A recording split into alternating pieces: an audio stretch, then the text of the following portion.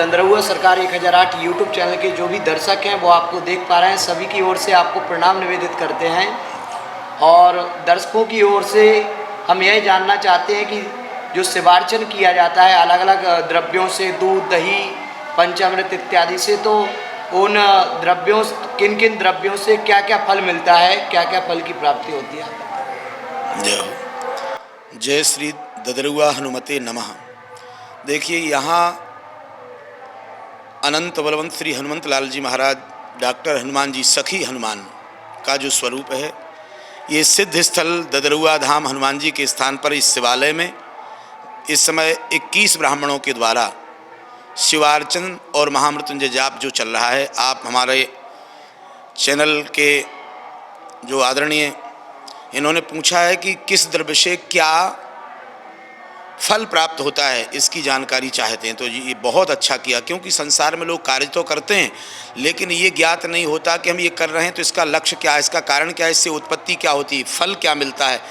तो वास्तविकता क्या है कि संसार में जब भगवान शिव का आराधन और अर्चन, दो प्रकार से इनके दो मुख्य रूप हैं, एक महामृत्युंजय और एक भगवान शिव।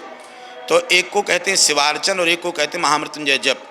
जीवन में जब व्यक्ति के में किसी प्रकार से यदि संतान और धन का अभाव हो, परिवार वृद्धि नहीं होती है, विवाह शादी नहीं होती, मंगल कार्य घर में नहीं होती, या संतान नहीं जन्म लेती है, कुल वृद्धि रुक जाती है, ऐसी अवस्था में पितृदोष हो अथवा देव प्रकोप हो, दोनों की निवृत्ति के लिए जब पार्थिवेश्वर, पार्थिव कहते हैं मिट्टी के लिए, और पार्थिव मिट्टी के शिवलिंगों का शिव परिवार के साथ निर्माण करके जो अर्चन किया जाता है उसे शिवार्चन कहते हैं या पार्थिव पूजन कहते हैं।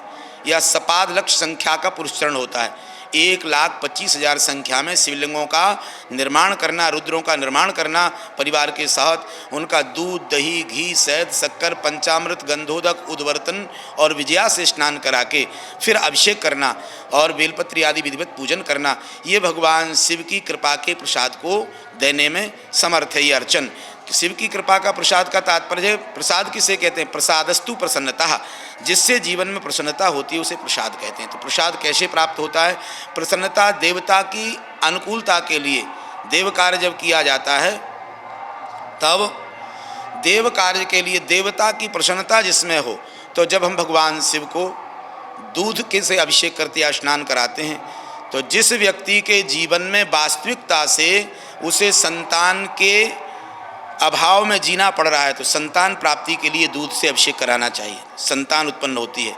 यदि व्यक्ति के लिए घर में किसी प्रकार से परिवार में कलह चल रहा है, तो कलह की निवृत्ति के लिए दधी से स्नान अगर कराया जाए, भगवान का दधी से अभिषेक किया जाए, तो परिवार का कलह, माता पिता, पुत्र, सास बहू आदि परिवार के किसी भी सदस्य में अनबन रहती है, परस्पर संबंध में किसी प्रकार का विकार उत्पन्न हो जाता है, ऐसी अवस्था में दही से अभिषेक करने से भगवान शिव की संतुष्टि होकर के परिवार में शांति होती है और प्रेम बढ़ता है। यदि घृत से स्नान कराया जाए तो घी से स्नान कराने पर धन की अभिवृद्धि होती है, धन की वृद्धि के लिए घृत से अभिषेक करना चाहिए। यदि व्यक्ति के जीवन में किसी प्रकार से रोग दोगों का प्रभाव बढ़ रहा है, भगवान शिव शहद को प्रिय, क्योंकि भगवान शिव ने जहर विष का पान किया है, कालकूट जहर को भगवान शिव ने पान किया, उसकी गर्मी को शांत करने के लिए भगवान को शहद प्रदान, जैसे किसी को अग्नि जला दे तो शहद लगाते हैं, तो ऐसे ही जहर जलाता है, उस जहर की शांति के लिए शहद का उपयोग किया जाता है। तो भगवान शिव को शहद चढ़ाने से घर में हमारे में जो किसी प्रकार का संताप है रोग दोगों का, वो रोग दोग रूपी अग्नि का समन होता है। इसी प्रकार से यदि किसी प्रकार की व्याधियां उत्पन्न हो जाती हैं, भूत से, प्रेत से, पिशाच से, दैव से, ग्रहों से, तो इन व्याधियों को शांत करने के लिए कुसा को जल में भिगो करके और कुछ समय तक कुसा को जल में रखा जाए, फिर कुसोदक, वही कुसा का जल लेकर के और फिर भगवान को श्रृंगी से अभिषेक किया जाए। देखिए, ये भी है, अभिषेक भगवान शिव को श्रृंगी से करने पर श्रेष्ठ फल उत्पन्न होता है। माँ दुर्गा का अभिषेक करना हो तो ताम्रपात्र से अभिषेक करना चाहिए, और भगवान विष्णु का अभिषेक करना हो तो शंख से करना चाहिए। ये अपने अपने देवताओं को अपने अपने प्रिय जो पात्र हैं उनसे अभिषेक करने पर इनका श्रेष्ठ फल उत्पन्न होता है। यही पांचों को मिलाया जाए, शर्करा की जो है, यदि शर्करा को जल में भिगो करके अथवा गन्ने के रस से भगवान पे अभिषेक किया जाता है तो लक्ष्मी की वृद्धि होती है। लक्ष्मी का घी से धन वृद्धि, धान्य वृद्धि और शर्करा से लक्ष्मी वृद्धि, रुपया पैसा की वृद्धि होती है। इस प्रकार से ये भौतिक जगत के पदार्थों को देने वाले भगवान शिव की। इसके बाद में आप गंधोदक और चंदन से जब भगवान का अभिषेक करते हैं तो आपके जीवन में भक्ति की वृद्धि होती है। गंध, दिव्य गंध, भगवान के चरणों की दिव्य गंध और भगवान की अनुकूलता। भक्ते रतिरस्तु और धर्मे मतिरस्तु, धर्म में मति बनती है और भक्ति में रति बनती है।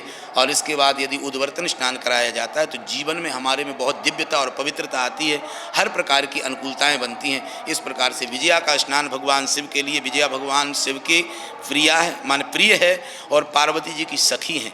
विजया माने भंग, भंग से भगवान को स्नान यदि किया जाता है तो भंग के स्नान से भगवान शिव की कृपा से भक्ति की प्राप्ति होती है। इस प्रकार से ये सब भगवान के स्नान के पदार्थों के विषय में चर्चा हुई। अब भगवान शिव जो पूजा में बेलपत्र आदि जो भी चढ़ाते हैं उसका क्या फल है, तो किसी महापुरुष ने एक कवित्व के रूप में इसको एकत्रित किया है कि जल के चढ़ाए जमलोक ते उबार ले। जो जल को चढ़ाता है भगवान शिव पे, जल से अभिषेक करता है, उसे यमलोक नहीं जाना पड़ता। तीर्थ के जल से अगर भगवान शिव पे अभिषेक करता है तो उसे मुक्ति की प्राप्ति होती है।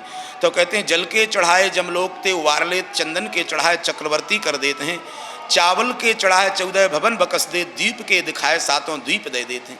यदि भगवान पे कोई चावल चढ़ाता है, भगवान शिव को चावल बहुत प्रिय हैं और शिव जी के ऊपर चंदन लगा करके चावल चढ़ाने चाहिए। यदि शिव जी पे प्रतिदिन कोई चंदन लगा के चावल चढ़ाता है तो उसके घर में दरिद्रता नहीं रह सकती। तो चावल के चढ़ाए 14 भवन बकस दे, द्वीप के दिखाए 7 द्वीप दे देते हैं। भांग और धतूरा चढ़ाए निजपुरी देत। अगर कोई भांग धतूरा चढ़ाता है तो कैलाश का वासी हो जाता है। और बेल के चढ़ाए निजसम कर लेते हैं। यदि कोई बेलपत्री भगवान शिव पे चढ़ाता है तो भगवान कहते हैं कि अब तुम हमारे समीप आओ और हमारे पार्षद बन के हमारे समान रहो। तो बेल के चढ़ाए निजसम कर लेते हैं। और हर हर कहे ते हर हरत कलेश सब, गाल के बजाय ते निहाल कर देते हैं। यदि कोई हर हर बोलता है तो भगवान शिव हर हर कहने से क्लेशों का हरण करते हैं। काल हर, कंटक हर, दुख हर, दारिद्र हर, सर्व विघ्न बाधा हर, इन सभी का हरण करते हैं। ऐसे भगवान शिव के ये पूजन की विधि और इसका फल है।